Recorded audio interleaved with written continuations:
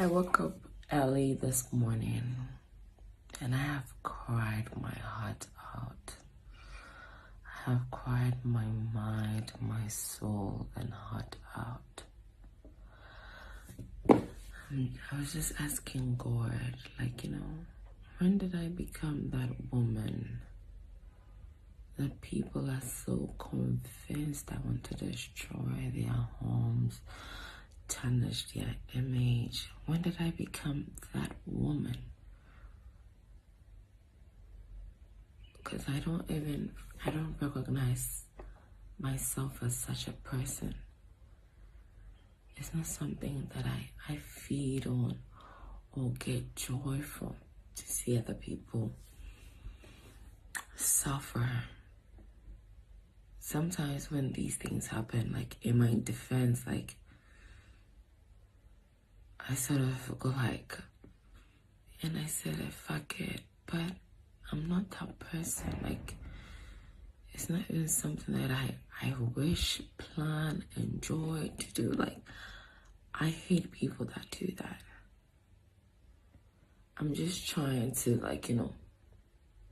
figuring out, when did this all start? When did this have to be part of my journey?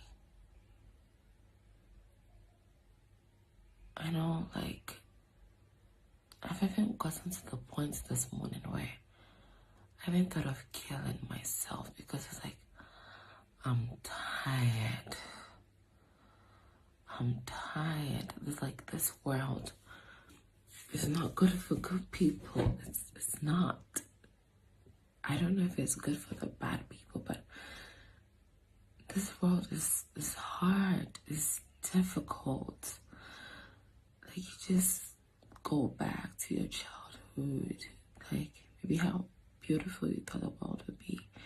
You go to school, but you always dream of becoming a doctor, getting married, making a lot of money to take care of your parents and give back to your community. And then,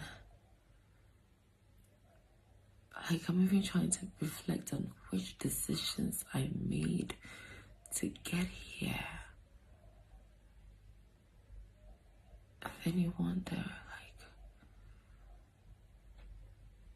why did I do it? Why was it allowed? Why did all this happen?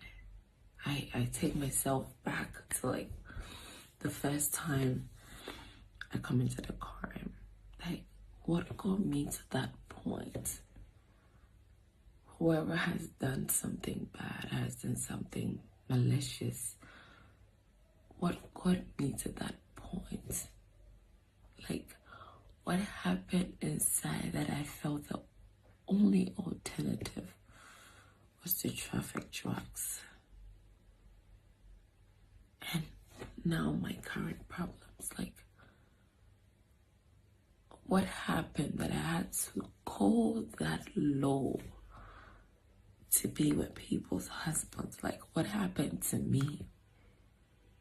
I was not that girl that I believe in true love. I still believe in that. I still believe in, loving someone and being loved back. These men, never loved me. Some claim they did, but, that is not love. People that love you don't treat you in a certain way. And I just wonder, what happened inside me for me to get to the point to initiate something with these men, to have endured it, to have enjoyed it, and then, what happened to trigger things that happened, that I was diagnosed with bipolar disorder. Why me? Why that? Upon all the things I could say, even if I have a relapse, why that? And sometimes I say to myself, you were not supposed to do this, and this thing is going to haunt you forever. And it's going to haunt the people that were involved forever. Like, on a normal day, I don't care about you guys. I don't care. I don't get money from this. I wish, like, you know, if anything at all, like, just find a job, make money, have my peace of mind. I don't care how that's mentioning names. Like, some people, I don't even know your wives. I don't know your family. I don't know you. I don't know anything about you to wish bad upon you. Like, I just wonder, like, how I got there. Like, how? And, you know, I'm on my pills. I do therapy once in a while. It's not even traditional. Like, I have an app on my phone for CBT. And then I have my own Zoom sessions with Auntie Abba. And, like, I just try to connect the dots, but they don't connect. Like, I don't understand. And, you know, it gets so serious. You see, people are so convinced, like, I have a motive. I have this mission to achieve what? To gain what? Like, how did I become the person? But I was diagnosed with bipolar. I had to talk about this affairs. Look at me. Like, I don't care about how you see me, but look at me. How I see myself. I don't know if it's the way of God humbling me or showing me, like, I valued myself. I valued myself. I valued myself.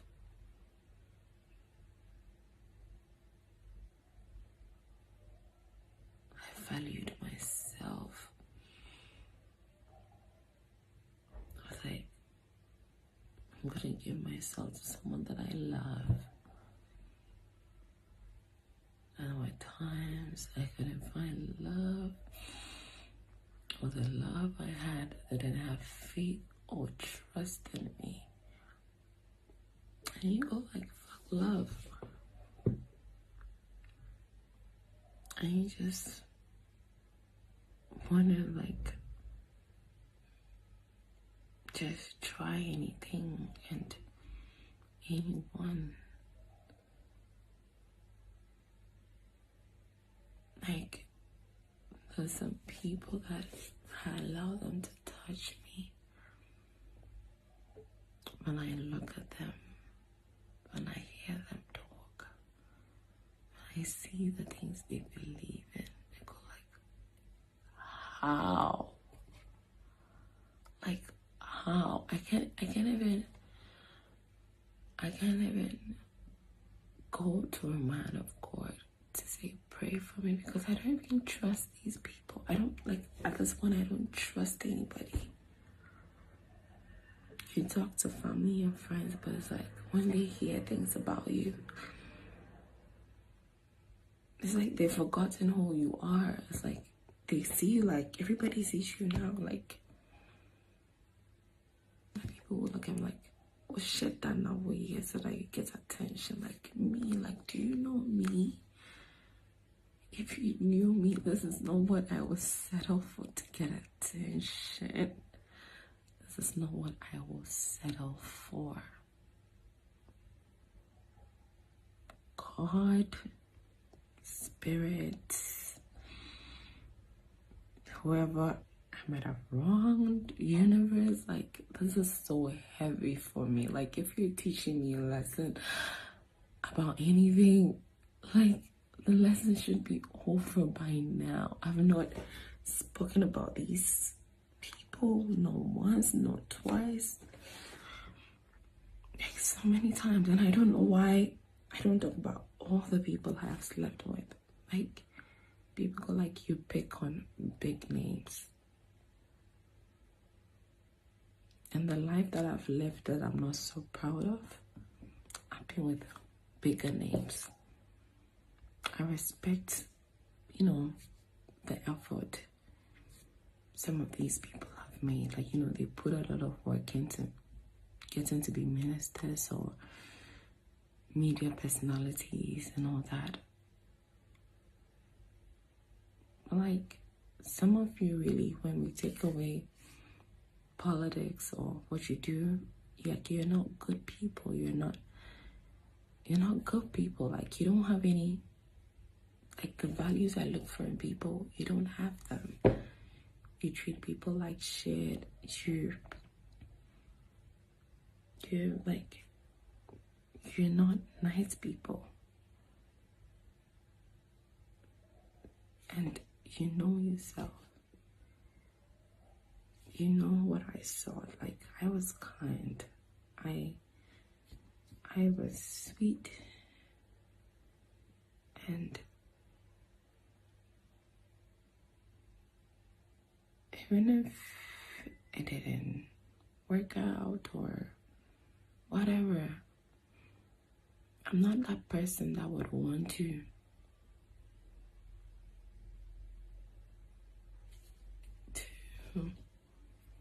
wish bad on you. I'm not that person. I'm really not that person. Like, I'm here. Sometimes it's like, I don't know what I'm looking for in life. And I'm trying to figure that out. What happens in your life is none of my business. It's like, sometimes, like, if I should have $1 million right now, what am I going to do with it? That's what I'm trying to figure out in life. I'm trying to figure out what is in me that allows me to be attracted to people who are unavailable. Like, someone's husband is obviously unavailable for you, and there's this small part of you that feels you're gonna have something sensible. Or even if I'm not thinking that, like, what if me broke for me to feel it's just okay to have fun with someone's husband? Like, sometimes I wonder, but it became my way of life. Like, I was just okay with having multiple partners. And I told myself I can find all I want in one man. So I'm gonna split it out. If this one is gonna give me compassion, what I want, I'm gonna take it. If this one is gonna give me great sex, I'm gonna take it. If this one is gonna give me affection, empower me, I'm gonna take it and put all those pieces together and somewhat have that ideal man in my life. At what point did this stupid thought come into my head for me to feel it's okay that I went through it and it's like this thing haunts me?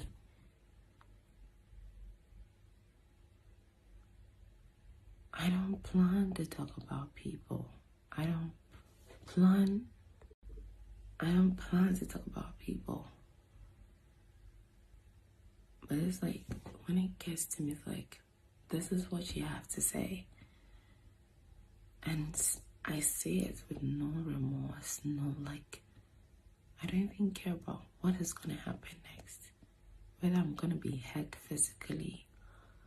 And I say these things. It's like, I will regret them later, but it's like, if I tell myself I regret them, I'm going to break down. And I have to raise myself not to think of apologizing, because in the first place, You apologize when you plan and you do evil and you know what you did was wrong and you regret it. I don't plan to talk about people. I don't plan to say these things about people. That is not me. That is not my core. Unless there's an evil something inside me that I don't know, but that is not me. That is not who I want to be like. That is not me.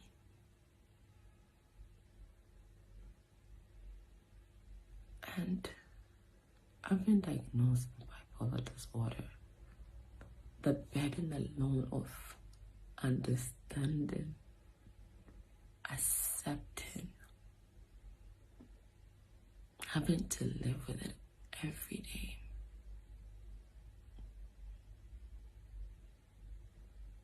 That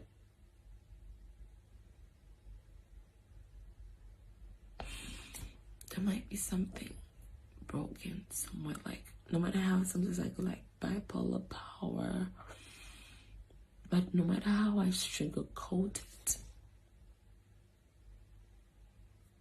in psychology they call it abnormal behaviors. Why did I have to be under the abnormal bracket?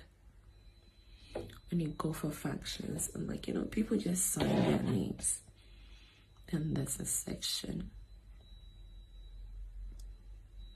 Do you live with any disability? And I'm like, in a part of the world, when they see someone is disabled, like, that's a negative strain on you.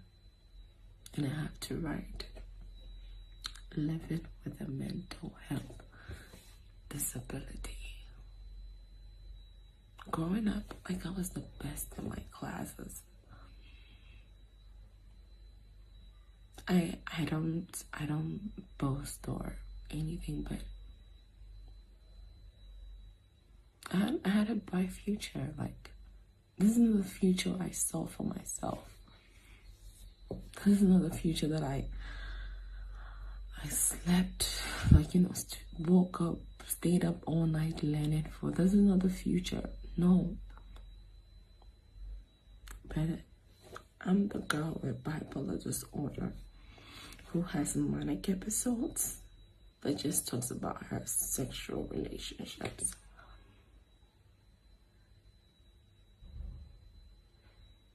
There are some of you men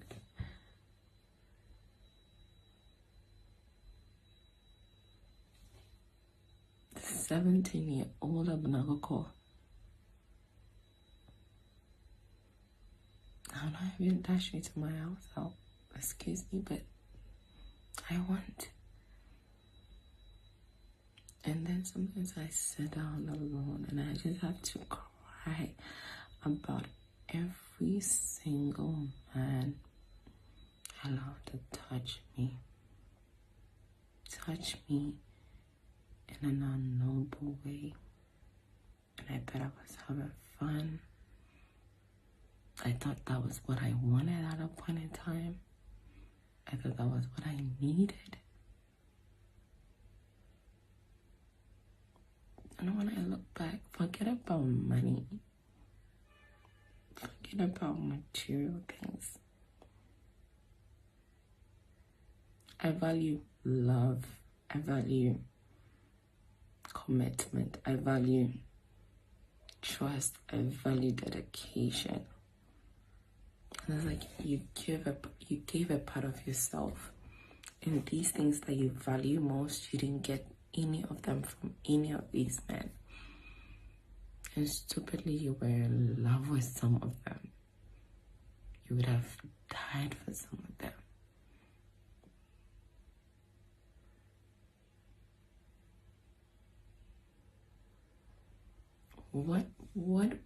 What inside me broke that I even paid attention to this man?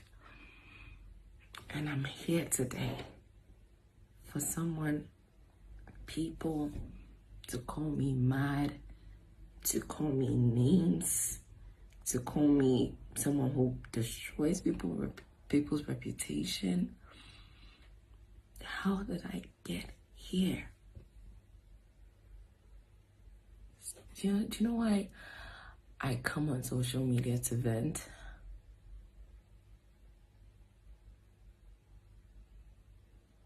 Because it's like, on social media, it's like, you actually say what you want to say. For me, I'm able to say what I want to say. And like, when you're talking to a human being, his body language, the tone of the voice they talk to you, it tells you, does a person believe you? Does a person trust you? Is a person going to say just as he said when he's telling somebody else? Like, I've lost trust in humanity. As some family and friends, when they hear things about me, or like when I have a relapse, I know deep down inside me, I don't talk about people. And I have a relapse, and that is what I do. Even now, it's like I don't have a relapse, but it's like it comes and I do it. But deep down, I know I don't want to do it. And your family and friends will call you and say, "What shit that now we because of attention. We sure say yare now was we yare no. We yare a partner. People that you thought would know you. Like there's some people that like if somebody says something about ni pay the minimum or in yes like people that I don't know me, they actually look me in the face and go like, "Oh shit, that now yes." And it's like, if I'm going through something, I can't talk to these people. My first experience with a typical Ghanaian psychologist, that I just didn't like the body language and all that, because it was like I was not being heard. I felt judged. It could have been in my head, but I felt judged. So I like virtual therapists. And then going to church, my first relapse, I felt the most hate in my church. It's like if I want to go back to my church, I have to think about, if I'm in church and my mom is there, what are people going to say about her just because I'm there that day? How many people are going to call me and ask me questions that I don't even have answers to? How many people will actually see me and really sense that all I need is just a hug so that I can sob for a minute or two, because I'm tired. I'm tired. It's not easy carrying these things in your head. It's not easy. Sometimes I feel like, where did all my goals go? Like the person I saw myself to be at 31 when I was 15, where did she go? What happened? And now it's like,